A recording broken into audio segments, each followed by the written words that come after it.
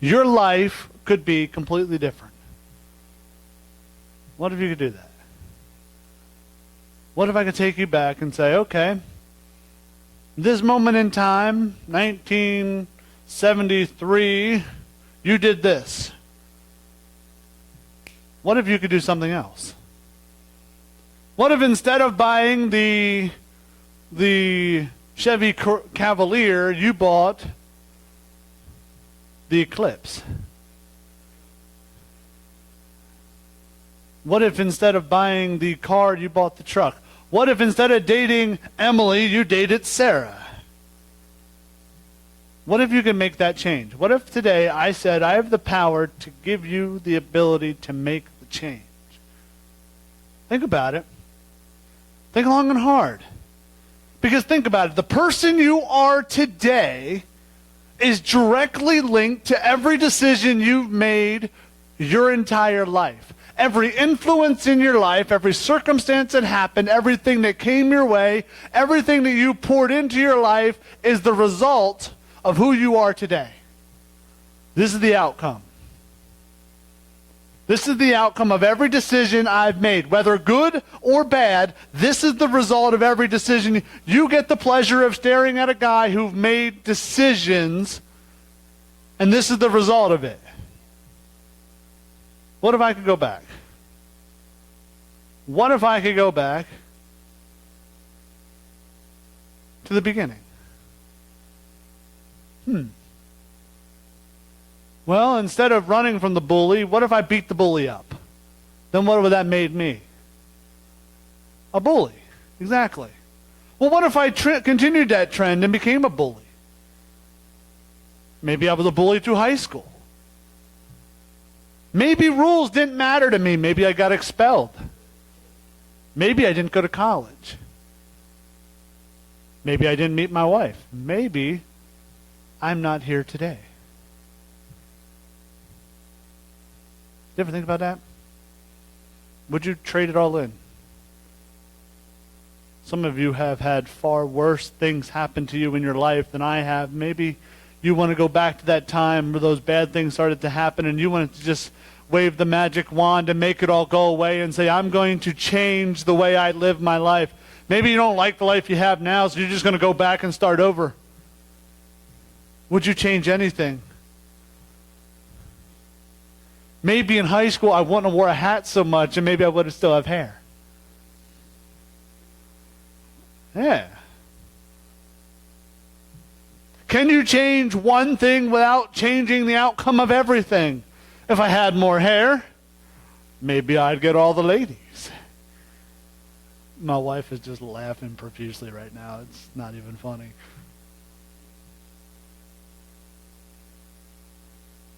Would you change it? Would you change the joys? All the joys that you've had in your life. Would you trade the happy times? Would you trade the sacred moments that you've had for a new beginning? Well, what about the bad times? What about the hurts? What about the pains? What about those times you had to go through deep waters? What about the scars? Would you trade it? Would you think long and hard about that? Because I bet there's at least one person in this room who's going, absolutely, I would trade that in a heartbeat. Absolutely, I would. Would you think about it before you say yes to that question? Because as I said, the person you are today is directly linked to every decision that you made, whether you wanted to make it or not. Everything that has happened to you up to this point has made you the person you are today. And if you give any of it back, you might be significantly different. So think about this. Would you trade it in? I bring that up because there's a lot of people in the world today who would say yes to that in a heartbeat. David said, you better believe I would trade it in. I want to go back to the beginning. I want to be somebody different. I want to be somebody else. I don't like the person I've become, or I don't like the surroundings that are around me, so I want to go back to the beginning, trade it all in, give me another pass, and I want to do it over again. There are people in this world right now who would not even hesitate to say yes to that question. Would you? Would you trade it in for anything? Sometimes that question seems like silly. Because realistically, we know we can't. But you got to understand something. How you view your life, how you view your circumstances, how you view everything around you is a direct correlation to how you view God. I've been saying for months, even years, that God created you to be awesome. God created you for a purpose. God created you for a plan. Us by saying we don't like what God has created us is a direct offense on God. You see, God has a way of working stuff out to create you who he wants you to be. As I said, had I beat up the bully in second grade, maybe I would have become a bully. But you see, God had a plan. God has a plan for you. Always has. Passage of scripture that I want to look at this morning is very simple, very short, very sweet, and very to the point. It's from 1 Thessalonians chapter 5, verse 16. Always be joyful. Verse 17, keep on praying. Verse 18, and no matter what happens, always be thankful. For this is God's will for you who belong in Jesus Christ. Always be joyful. It is not always easy to be joyful. But God says, I want you to cry out to me and I want you to be joyful for the things I've given you. Many times we look at the things that are around us, the many things that have been given us, and we're just not joyful with it. You walk in your house and you think, I wish I had a bigger house. I wish I had better appliances. I wish the floor was better. I wish the curtains were better. I wish I had better furniture. Instead of being joyful for the things that are in your house. I got a stove that works. We just found out the self-cleaning works. Hey, that's a good day when you don't have to get down and clean the stove. I have a refrigerator. It hums and beeps sometimes, but it keeps stuff cold. I'm not real sure what's wrong with it, but it works. I have hardwood floors in my house. You know what? Some of them are scratched, but they're still hardwood floors. You walk in and you say, you know what? I wish this was different. Maybe your life. Maybe you look at what you walk into your job and you think, man, I wish I had a different job. I wish I spent many, many years walking into a job wishing I had a different job. What if we were joyful in that job? And what if we asked God to keep us joyful? How many people do you influence on a daily basis at your job? I want you to think about that. I worked retail. I worked overnight retail, so I probably influenced maybe 50 to 60 people a night. Personally and directly, I influenced 60 to 70 people a night. Who do you impact for Jesus Christ in your job? See, God says, I want you to be joyful. I want you to be joyful because he put you where you are to make a difference. And maybe you don't like that job, and I know it's bad. And maybe you have a horrible circumstance, and I understand it doesn't make you feel good. But maybe God put you there for a reason, and maybe we have to be joyful. Maybe God gave you your children for a reason, and you got to be joyful. Sometimes they're a pain in the butt. I know that because my kids are just like I was as a kid.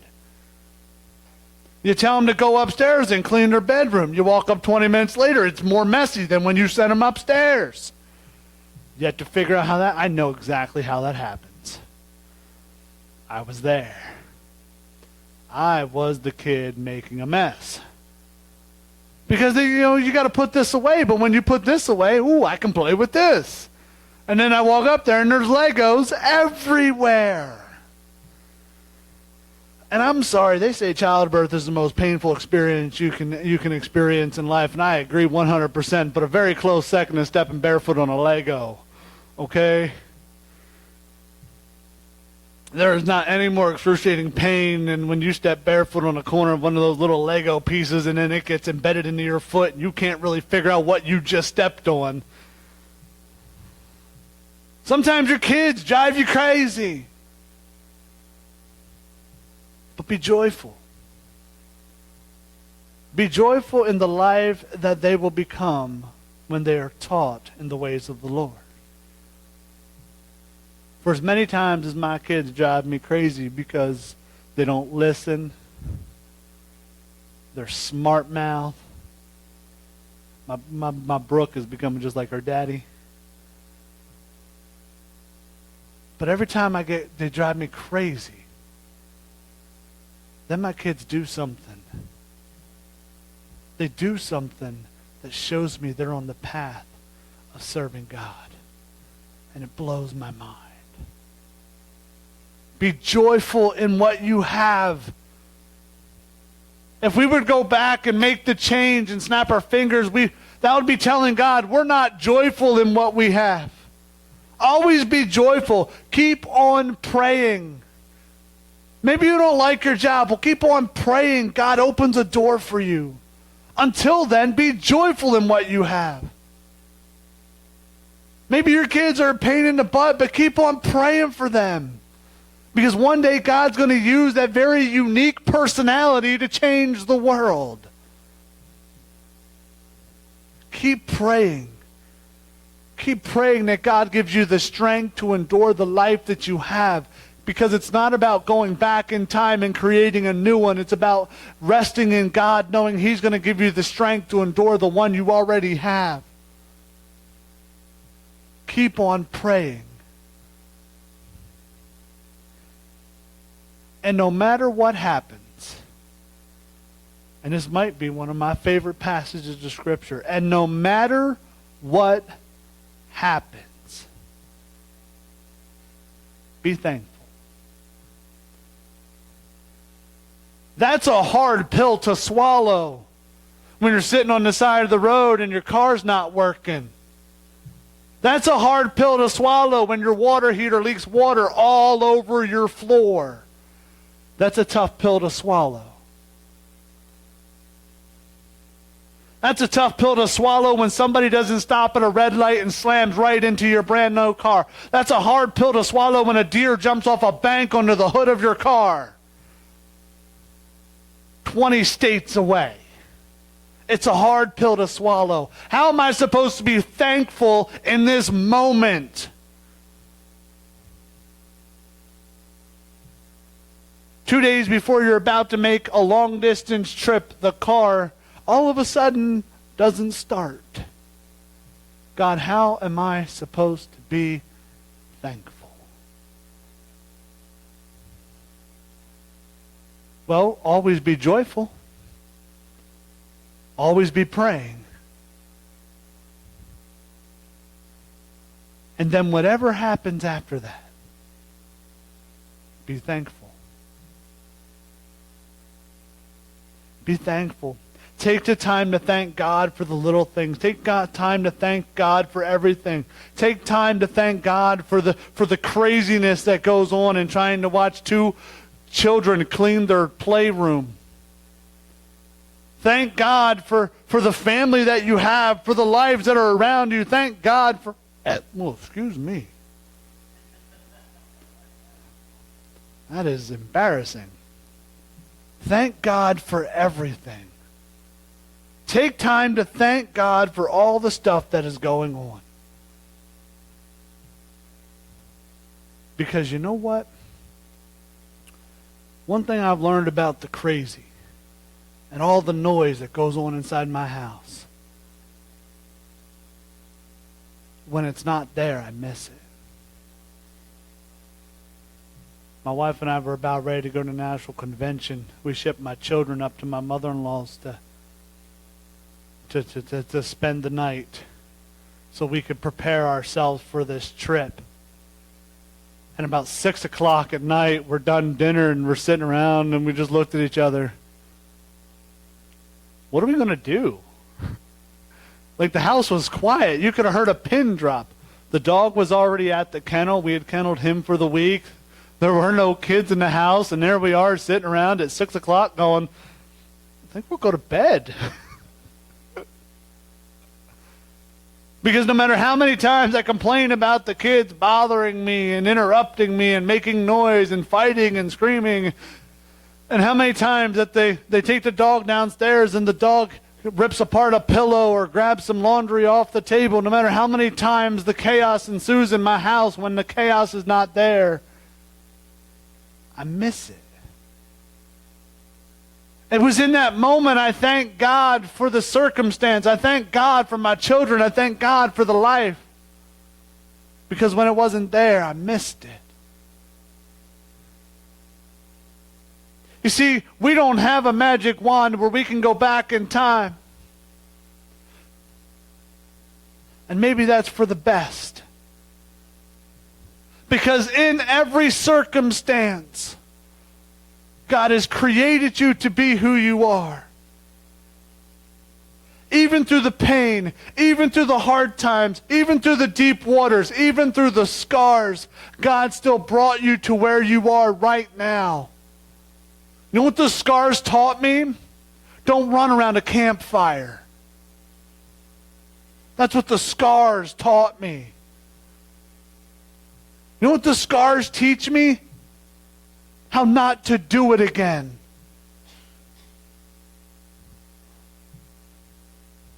You know what the scars teach? These scars allow me to teach the next generation of people what not to do.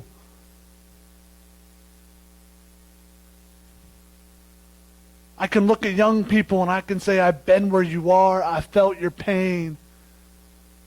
Here's what happens if you choose this lifestyle. See, God has gifted you where you are right now, despite the deep waters, despite the scars. He's put you right where He needs you to be. In every circumstance, be thankful. For this is God's will for you who belong to Jesus Christ. Sometimes it hurts. Sometimes there's pain. And sometimes we look at the life that we have and you say, you know what, God, I don't want this life anymore. But if we only took the time to realize what that life could actually do.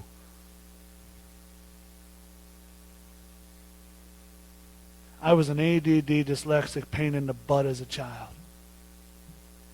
And there's some people in this room who can attest to that. But in every circumstance, God says, I can use that. And in every circumstance, God says, I can take that for something good.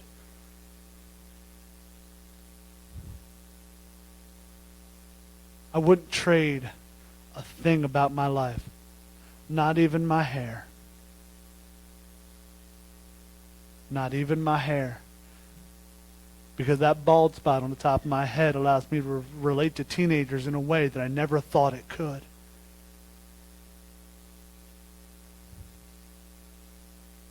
I I wouldn't trade this life for anything.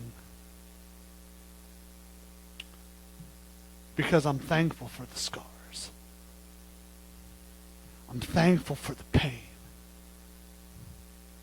I'm thankful for the brokenness.